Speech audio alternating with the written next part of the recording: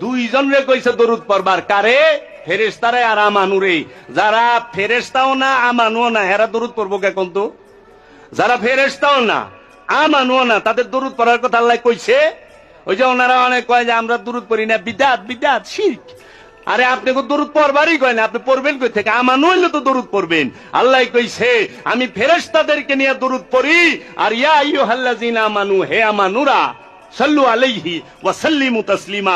যদি আমানু হও তাইলে দুরূদ পড়ো, আর ফেরেশতারা আমার সাথে দুরূদ পড়ো। তাহলে ফেরেশতারা পড়ে আল্লাহর সাথে দুরূদ রাসূলের উপরে, আর আমানুরা ফেরেশতা এবং আল্লাহর সাথেই রাসূলের উপরে দুরূদ পাঠ করে এবং সশ্রদ্ধ সালাম এবং কিয়াম করে আওলাদে রাসূলের উপরে দুরূদ পাঠ করে সালাম জানায়। তাহলে আল্লাহ নবীর উপরে দুরূদ পড়তেছেন কবে থেকে?